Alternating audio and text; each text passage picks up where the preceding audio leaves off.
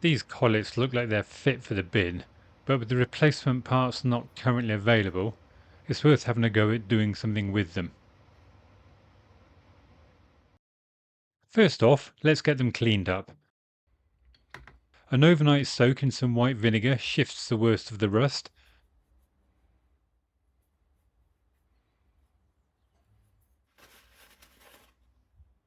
And then a bit of good old-fashioned mechanical aggravation gets rid of the rest. I'm not sure what they're made of, but I suspect mild steel, maybe at one time plated, and that gives me a couple of options. I could have a go at hot bluing them, but I'm not sure how long that will last on parts that are in such an extreme environment, or I could zinc plate them. Both options, of course, based on the assumption that they are mild steel.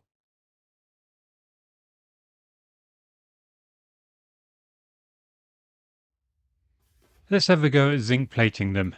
This is really easy to do. First off, I need to make a zinc electrolyte. I don't do this often enough to warrant keeping some, and it's really no big deal to make. I start with some white vinegar, just enough to immerse the parts in. Next, I add a couple of pieces of zinc and connect each piece to either side of a voltage supply. I have a benchtop power supply unit, but an old phone charger will suffice.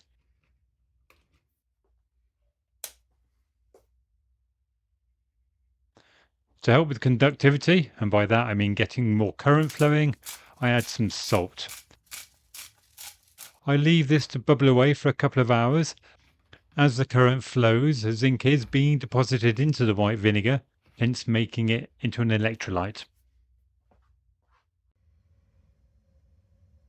After letting that run for a couple of hours, I disconnect the negative side of the power supply from one piece of zinc and connect that piece via a jumper wire to the other piece. Plating can be done with just one piece of zinc, but having plates on either side of the parts will help with getting a more even coat. To make life easier, I've drilled a small hole in each of the collets and use these to thread the copper cores of a couple of pieces of cable through. Each collet has been thoroughly cleaned with acetone, but I've also soaked them overnight in some citric acid, which we can see here, to ensure that all grease and oil has been removed. After rinsing with some water, I use a piece of old pipe to suspend the collets in the electrolyte I previously made. I don't want the parts touching the zinc electrodes, because that would just give a short circuit, or the size of the container, because that would affect the coating. To get the plating underway, I connect both of the wires suspending the collets to the negative side of the power supply. Again, a simple mobile phone charger will suffice, but with the power supply, I can vary the voltage and hence the current. We can see here both of the collets bubbling away as the zinc is being deposited onto them. I leave this running for a couple of hours and then disconnect the power supply, remove the parts and give them a good rinsing in some tap water. The dull grey finish is to be expected with zinc plating, and a gentle buff with a wire brush has them looking pretty good.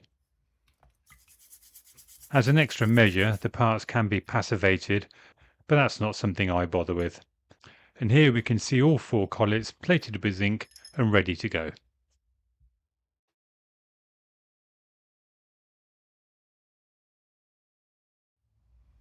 When I removed the left-hand cylinder head, I noticed that the innermost head nut, the one with the 10mm socket head, was quite rusty, and that, like the exhaust stud, had left a rusty stain on the cylinder head.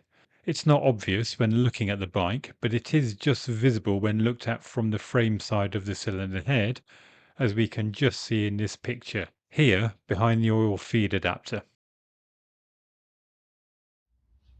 On closer inspection, we can see that the plating has started to come away from the nut, exposing the steel below and leading to rust.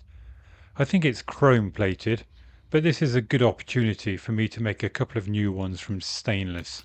Not least as I don't think that these are available as new parts. The challenge with making these is going to be the M10 socket head, but after some head scratching and too much time spent online, I think I've come up with a solution. It's not going to be perfect, as we'll see, but I start with getting a couple of M20 grub screws. As we can see, they have the 10mm hex socket already in place.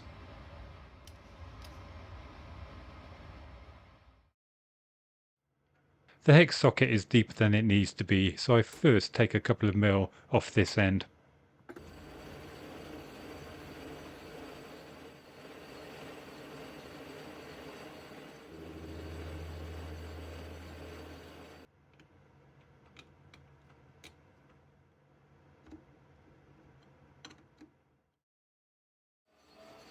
Next I turn it around to centre drill and drill out to the M10 by 1.5 tapping size, which is 8.5mm. I do drill right the way through. It is much easier to part off with a nice big hole down through the middle than when it was solid, and I then face it off to length at 25mm.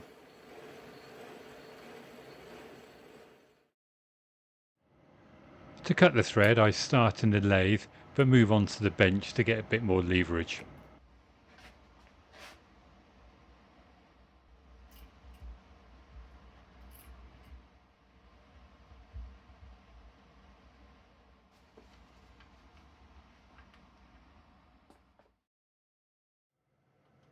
To finish off I just need to remove the external thread, and to do so I've made this little adapter to hold the nut in the lathe. Theoretically an M20 thread has a minor diameter of just under 18mm, but it appears to be smaller than that on this grub screw, so I turn it down as far as I dare, which works out at just under 17mm, with a trace of the old thread still visible to give it some character.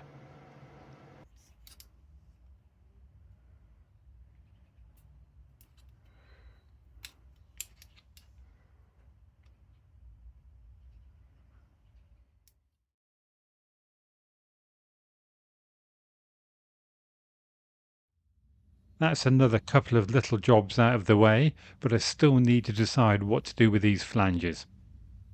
Thanks for watching.